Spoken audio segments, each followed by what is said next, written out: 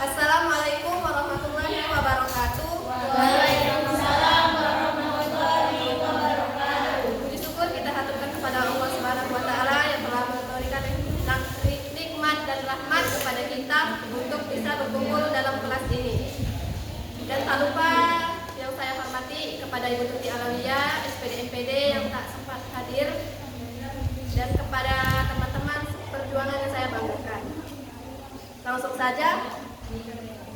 Di sini kami akan mempresentasikan mengenai bab 4 vokal dalam bahasa Indonesia yang akan disampaikan oleh Saudari Kartini Afriana. Kepada Saudari Kartini, persilakan. Baik, terima kasih moderator. Ini saya akan menyampaikan materi yang pertama, yaitu konsep vokal.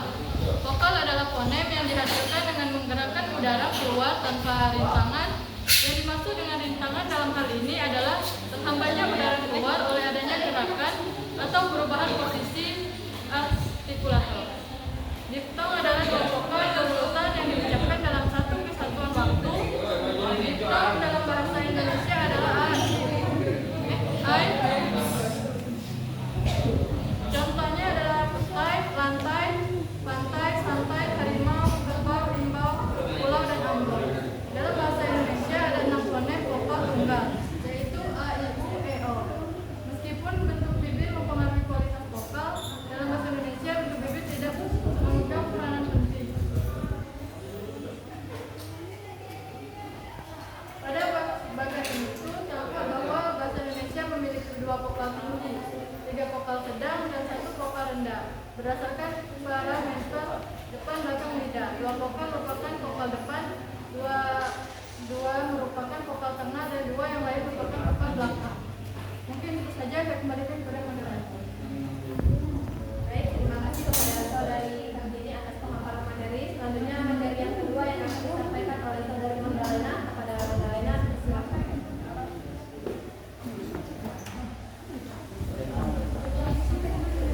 Alafon vokal. Tiap vokal mempunyai alafon atau variasi. Pada umumnya alafon setiap fonem mengikuti pola berikut. Lidah yang berada pada posisi tertentu bergerak ke atas atau ke bawah sehingga posisinya hampir berhampitan dengan posisi untuk vokal yang ada di atas atau di bawahnya. Diartikan dalam bahasa Indonesia cenderung menimbulkan adanya kaidah pelafalan yang mungkin berbeda dengan kaidah-kaidah yang diuraikan di dalam buku ini. Alafon fonem yang diberikan di bawah ini didasarkan sistem lafal ragam bahasa yang biasa diajarkan di sekolah-sekolah. Fonem I mempunyai 2 alafon, yaitu I dan I. Fonem I dilafalkan I jika terdapat pada di suku kata buku atau 2 suku kata buku. Dia berakhir dengan fonem M, N atau N, dan juga mendapatkan tekanan yang lebih keras daripada suku kata lain. Contohnya suku buku, gigi, ini, tali, suku tutup, simpang, pinta, pintu. Fonem I dilafalkan I jika terdapat pada suku mendapat tekanan yang lebih keras daripada suku lain. Suku bunga seperti batin, karin, parin, dan suku tertutup siksa, periksa,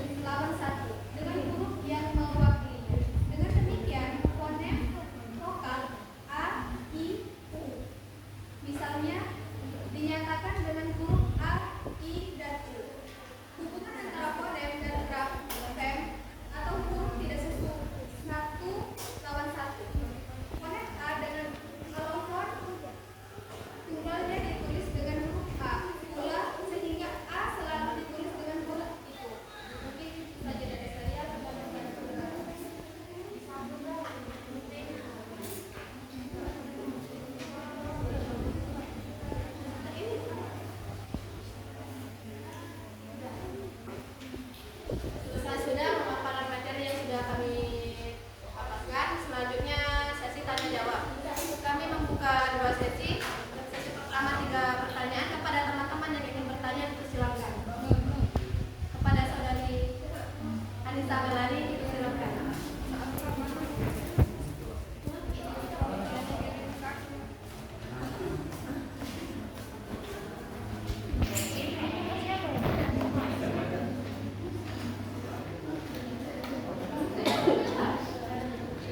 Baiklah, terima kasih moderator. Perkenalkan, nama saya Anissa Melani dengan NIM 12 2024 001. Di sini saya akan bertanya. Pertanyaannya adalah bagaimana klasifikasi vokal berdasarkan tinggi, rendah, dan depan belakang lidah dapat membantu dalam memahami variasi bunyi vokal dalam bahasa Indonesia, dan jelaskan dengan mengaitkan contoh vokal yang disebutkan A, I, U, E, dan O. Mungkin itu saja pertanyaan dari saya. Saya kembalikan kepada moderator. Ayo. Baik, terima kasih kepada saudari Anissa. Kepada teman-teman yang ingin bertanya silakan. Kepada saudari Eka Sari silakan.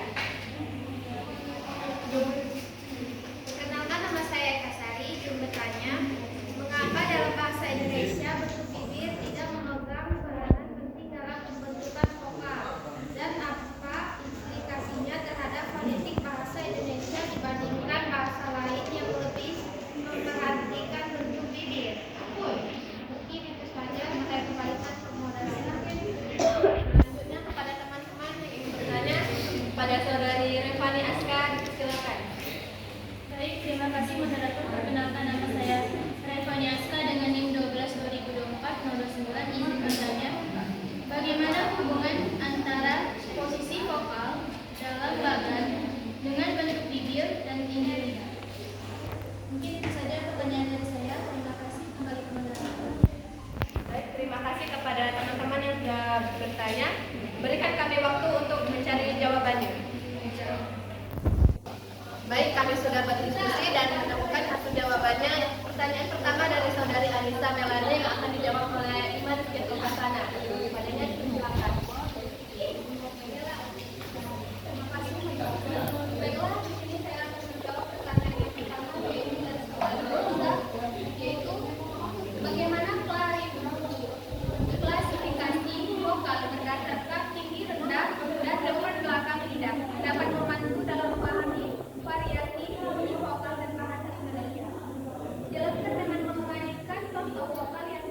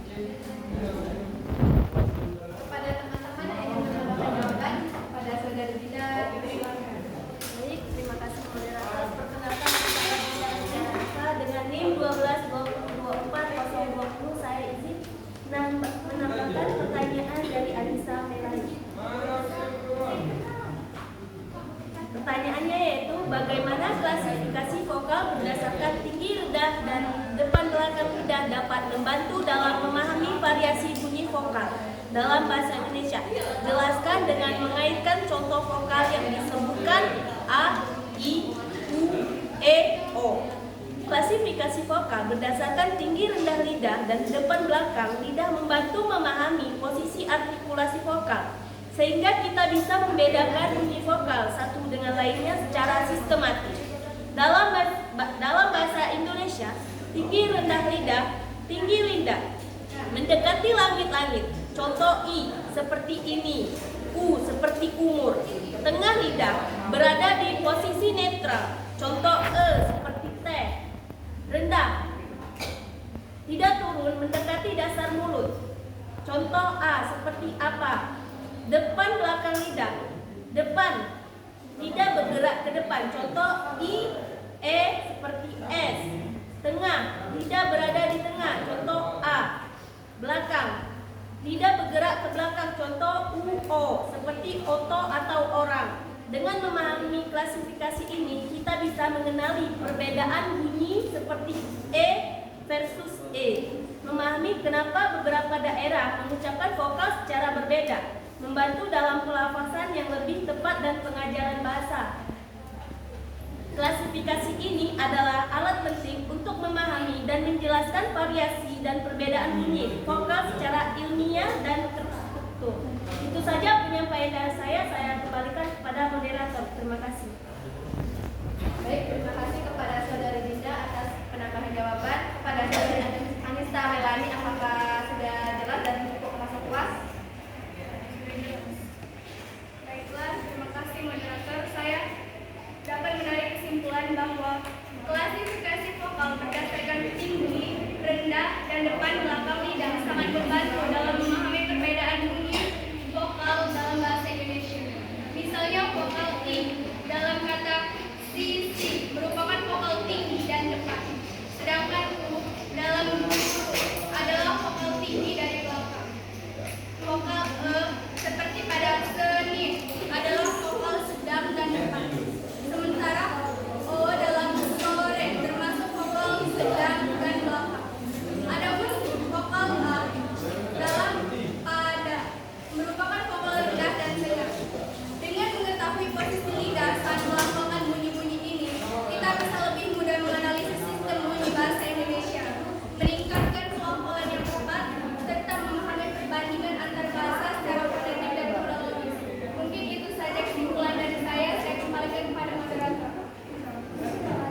Baik, terima kasih kepada Saudari Anissa Melani atas kesimpulannya. Selanjutnya pertanyaan yang kedua dari Saudari Eka Sari yang akan dijawab oleh Saudari Magdalena. Kepada Saudari Magdalena, silakan.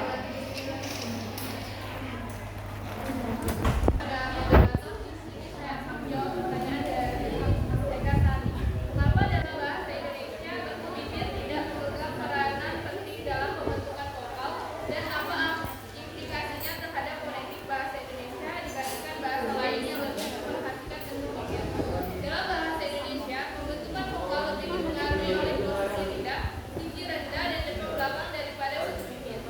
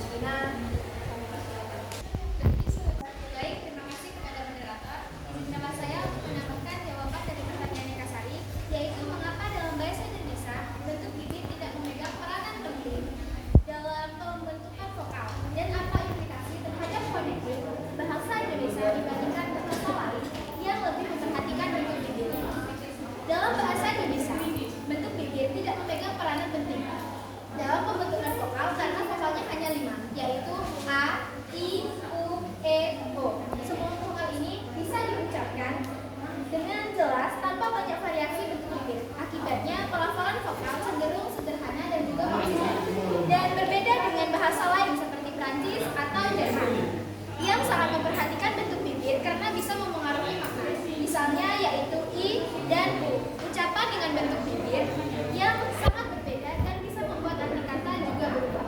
Implikasinya, dalam fonetik bahasa Indonesia, pembelajaran dan pengucapan vokal jadi lebih mudah.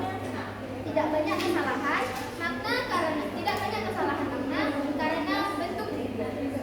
Dan secara umum, bahasa Indonesia terkenal lebih terbuka dan tidak terkompresi, seperti bahasa yang sangat bergantung pada bentuk bibir dan juga pengucapan vokalnya. Baik, itu saja saya kembalikan kepada moderator. Baik, terima kasih kepada Saudari Anggi. Kepada teman-teman yang ingin menambahkan jawaban.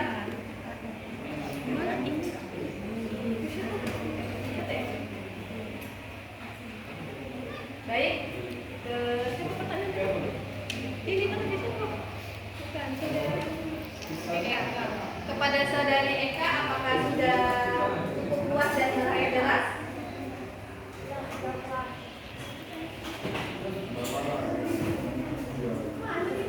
Kesimpulannya adalah dalam bahasa Indonesia, bentuk bibir bukanlah faktor utama dalam pembentukan vokal. Hal ini menunjukkan bahwa sistem vokal bahasa Indonesia lebih mengutamakan posisi lidah, sehingga lebih sederhana dibandingkan dengan bahasa lain yang mengendalikan bentuk bibir untuk membedakan bunyi vokal. Mungkin itu saja, kembali ke moderator.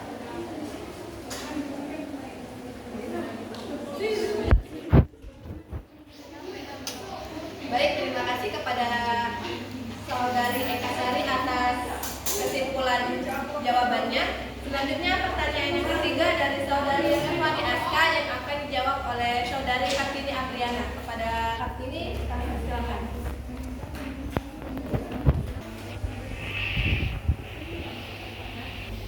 Baik, di sini saya akan menjawab pertanyaan dari Saudari Revani. Bagaimana hubungan antara posisi vokal dan dalam bagan dengan bentuk bibir dan tindih lidah? Hubungan antara posisi vokal dalam bagan dengan bentuk bibir dan tindih lidah sangat erat, karena kedua aspek tersebut merupakan parameter utama dalam produksi vokal. Semakin tinggi posisi vokal di bagan, semakin tinggi pula letak lidah di dalam rongga mulut, seperti pada vokal I dan U. Sebaliknya, semakin rendah posisinya di bagan, semakin rendah letak lidah, seperti pada vokal A. Secara horizontal, vokal di sisi kiri menunjukkan bahwa lidah berada di depan, sedangkan di sisi kanan, lidah berada di belakang. Selain itu, bentuk bibir juga berperan.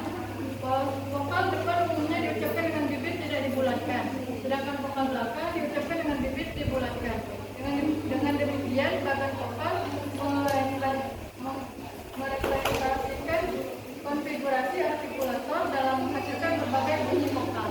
Mungkin itu saja, saya kembalikan kepada moderator. Kepada teman-teman yang ingin menambahkan jawaban, kepada Saudari Julia Yusuf, dipersilakan. Terima kasih moderator. Izinkan saya menambahkan jawaban dari pertanyaan Stefani Aska. Bagaimana hubungan antara posisi vokal dalam bagan dengan bentuk bibir dan tindih lidah? Dalam fonetika, hubungan antara posisi vokal dalam bagan dengan bentuk bibir dan tindih lidah sangat erat. Bagan vokal biasanya dibuat berdasarkan faktor utama. Bentuk utama tinggi lidah. Ini pada seberapa tinggi lidah di dalam rongga mulut saat mengucapkan vokal. Vokal tinggi seperti I dan U diucapkan dengan lidah lebih dekat ke langit-langit. Sementara vokal rendah seperti A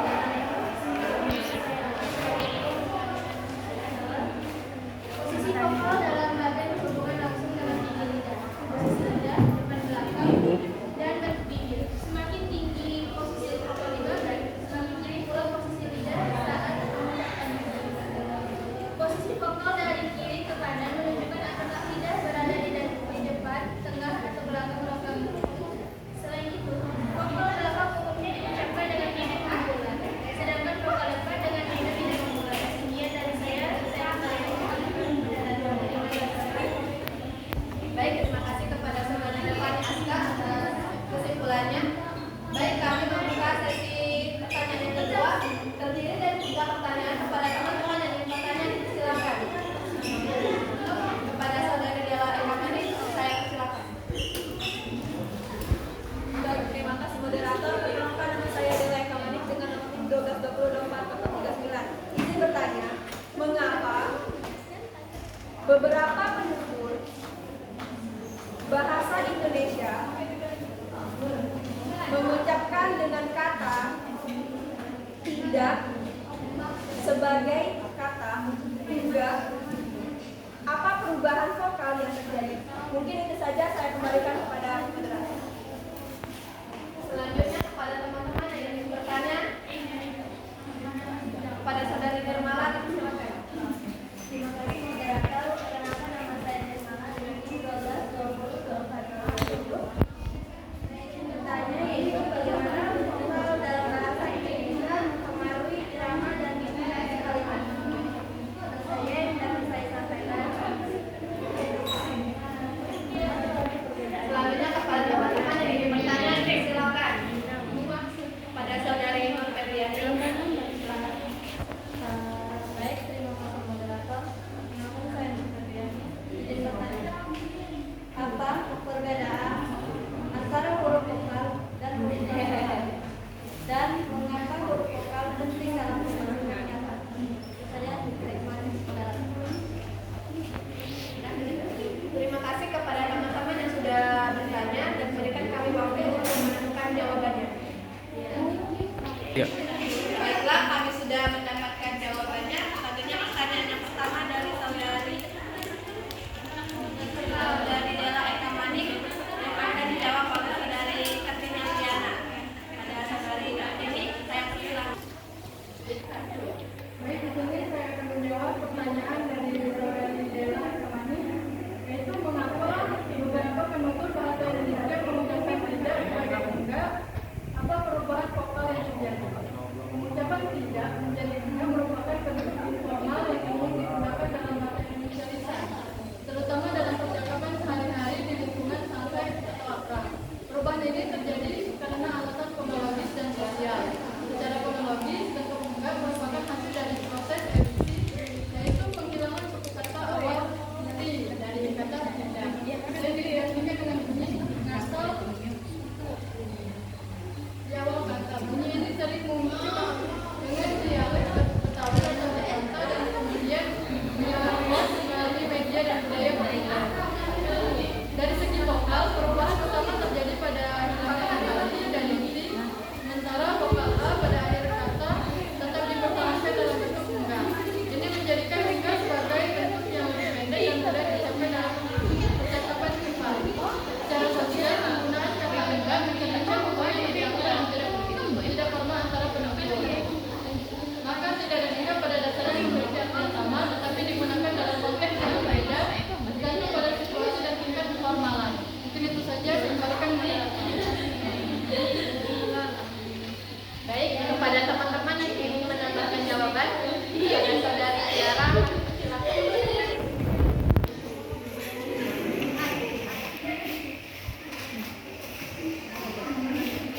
Baik, terima kasih kepada moderator. Perkenalkan, saya Tiara dengan NIM 1220242030. Di sini saya akan menambahkan pertanyaan dari Dela Ekamani. Mengapa beberapa penutur bahasa Indonesia mengucapkan tidak sebagai enggak? Apa perbedaan vokal terjadi? Beberapa penutur bahasa Indonesia mengucapkan tidak sebagai enggak karena pengaruh variasi dialek dan perubahan fonologis yang terjadi dalam bahasa sehari-hari. Kata enggak merupakan bentuk informal dari tidak yang banyak digunakan dalam percakapan kasual, terutama di wilayah Jawa dan sekitarnya. Perubahan ini terjadi melalui proses penghilangan konsonan awal T dan penambahan nasal eng di depannya, yang merupakan ciri khas dalam beberapa dialek Melayu vokal. Vokal I pada tidak berubah menjadi A dalam enggak, menunjukkan pergeseran bunyi lebih pendek dan santai. Selain itu, bentuk enggak juga dipengaruhi oleh bahasa-bahasa daerah seperti Jawa yang sering menggunakan nasal dalam kosakata sehari-hari. Perubahan semacam ini terjadi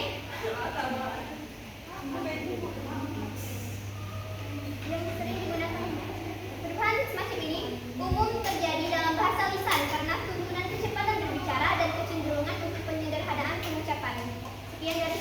kembalikan kepada moderator. Baik, terima kasih kepada Saudari Tiara, kepada teman-teman yang ingin menambahkan. Kepada Saudari Ranisa Sabila, kami persilakan. Baik, terima kasih moderator. Perkenalkan, nama saya Ranisa Sabila dari 12 Izin menambahkan sedikit jawaban dari pertanyaan saudara Bella. Pertanyaannya, mengapa beberapa penutur bahasa Indonesia mengucapkan tidak sebagai enggak? Apa perubahan vokal yang terjadi? Mengucapkan tidak sebagai enggak dalam bahasa Indonesia adalah contoh dari proses fonologis yang disebut sifukok atau penghilang suku kata. Dalam hal ini, suku kata ti dalam kata tidak dihilangkan sehingga menjadi enggak. Perubahan vokal yang terjadi adalah tidak atau ti atau a menjadi enggak atau enggak. Pengucapan enggak lebih umum digunakan dalam bahasa formal, informal, atau percakapan sehari-hari. Sedangkan tidak lebih formal dan digunakan dalam konteks resmi atau tulisan. Mungkin itu saja, saya kembalikan ke moderator. Baik, terima kasih kepada Saudari Ranisa Sabila atas penyampaian jawabannya. Kepada Saudari Dela Ekamanik, apakah sudah merasa jelas dan cukup? Sudah jelas? Baiklah, dapat saya simpulkan bahwa perubahan pengucapan tidak dan enggak dalam bahasa Indonesia merupakan hasil dari proses fonologis alami yang dipengaruhi oleh efisiensi artikulasi dan variasi dialek, khususnya dalam ragam informal seperti dialek Betawi. Perubahan ini melibatkan yang pertama, penghilangan vokal i, karena suku kata pertama ti dihilangkan untuk memendekkan kata. Yang kedua itu stabilitas atau reduksi vokal a menjadi a dalam pengucapan santai, misalnya enggak. Yang ketiga, perubahan konsonan, di mana t berubah menjadi t akibat asimilasi nasal dan d menjadi g penguatan bunyi. Mungkin itu saja, saya kembalikan kepada moderator. Terima kasih kepada Saudari Dela Ekamanik atas kesimpulan jawabannya. Selanjutnya pertanyaan yang kedua dari Saudari Nesmala yang akan dijawab oleh Saudari Ima. Pada Saudari Ima, kami persilakan. Terima kasih moderator. Baiklah, di sini saya akan melakukan pertanyaan. Saya akan menjawab pertanyaan dari saudari Nesmala, yaitu bagaimana vokal dalam bahasa Indonesia mempengaruhi irama dan intonasi kalimat. Vokal dalam bahasa Indonesia berperan penting dalam membentuk irama dan intonasi kalimat. Irama ditekankan pada pola panjang, pendek, dan tekanan suara kata. Sementara intonasi bergantung pada naik turunnya nada suara. Karena bahasa Indonesia memiliki sistem vokal yang jelas dan stabil, a, i, u, e, o. Vokal membantu menjaga kelancaran ritme dan mempermudah perbedaan makna. Misalnya, perubahan intonasi pada kalimat tanya dan pertanyaan sering ditanya oleh vokal akhir yang ditentukan atau dinaikkan nadanya. Mungkin itu saja dari saya. Kembali kepada Kepada teman-teman yang ingin menambahkan jawaban, apakah seperti apa? Pada Saudari Pinkan, kami persilakan.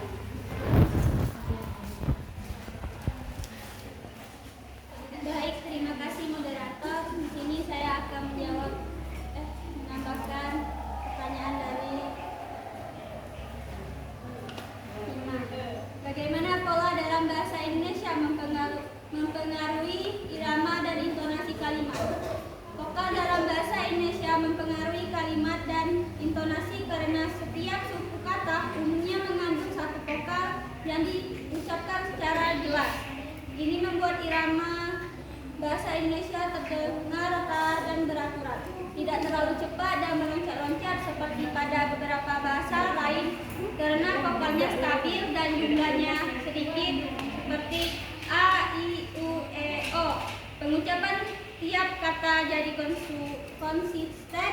Hal ini membantu pola irama yang mudah dikenali, terutama dalam kalimat panjang. Untuk intonasi vokal juga membantu menunjukkan naik turunnya nada suara, terutama di akhir kalimat.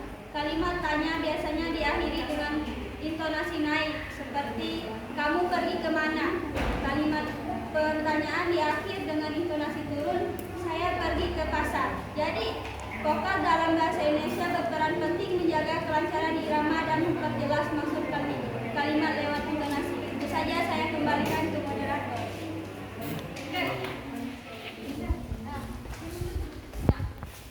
Baik, terima kasih kepada saudari Rika atas penjelasan jawabannya. Kepada teman-teman yang ingin menambahkan, kepada saudari Fatama dipersilakan. Baik, terima kasih moderator. Maka saya tuliskan ini 12.12.0. Bagaimana vokal dalam bahasa Indonesia mempengaruhi irama dan intonasi kalimat? Vokal bahasa Indonesia memiliki peran penting dalam membentuk irama dan intonasi nada naik turun dalam kalimat, yaitu karena satu, vokal dan irama kalimat adalah bahasa Indonesia yang bersifat silabis, berbasis suku kata, bukan berbasis kata seperti dalam bahasa Inggris. Artinya yaitu suku kata cenderung mendapatkan durasi waktu yang hampir sama. Contohnya, kalimat saya mau makan memiliki irama berurusan dan mendasar karena setiap suku kata saya mau makan memiliki vokal yang jelas dan tidak terlalu ditekan. Dan yang kedua yaitu vokal dan intonasi kalimat yang adalah mempengaruhi jenis kalimat, pernyataan, pertanyaan, seruan, dan pola naik turun nada yang terbentuk oleh suku kata yang diucapkan. Peran vokal dalam intonasi yaitu vokal terbuka seperti a, o, e, dan memberi ruang pada suara untuk naik turun sehingga lebih fleksibel digunakan untuk nada naik atau turun di akhir kalimat. Dapat disimpulkan adalah vokal dalam bahasa Indonesia tidak hanya menjadi inti suku kata, tetapi juga menjadi alat utama untuk membentuk pola irama stabil dan intonasi jelas. Karena setiap suku ada ucapan relatif seimbang. Vokal menunjukkan keindahan ala aliran bunyi serta memperkuat makna dan rasa fungsional dalam komunikasi. Baik, terima kasih kepada moderator. Terima kasih kepada saudari Fatama atas penjelasan jawabannya. Kepada saudari Nirmala, apakah sudah merasa jelas dan cukup puas atas jawaban yang diberikan oleh kepada teman-teman?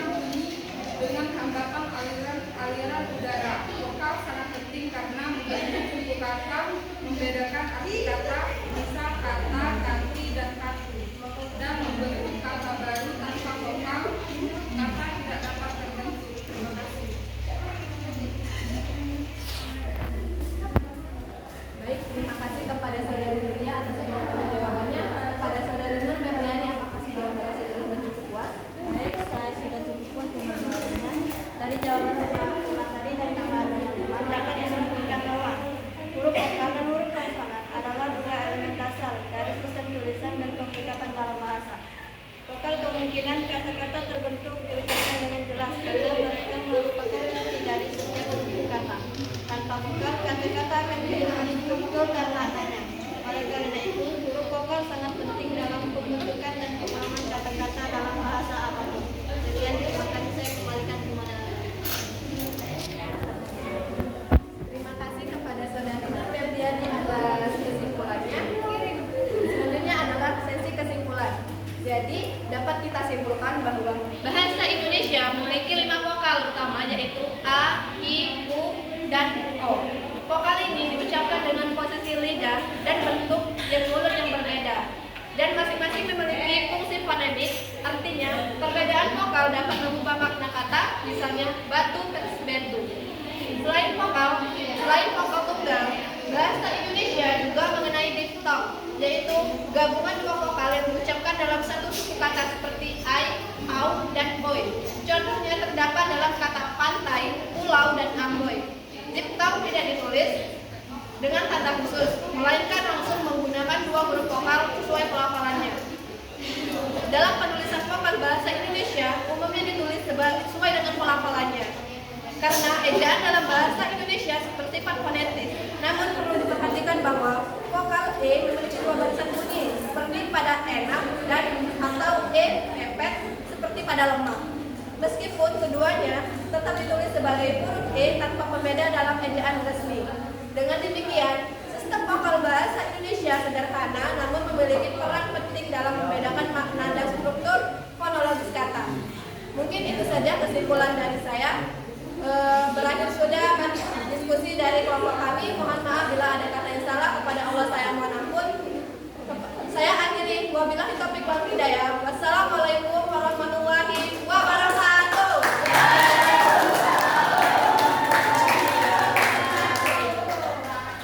Masukkan nama Ilham, tapi Ilham boleh sih Cak sebagai ini apa kameramen. Cuma di sana. Agak pas pengumpul video, dibuat juga captionnya Ilham ininya bagian ininya. Di WA pribadi? Di ini Pak, di grup ya, biar ibu tahu. Mana tulis kameramen?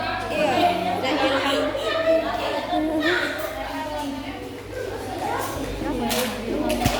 Ilham Febrian.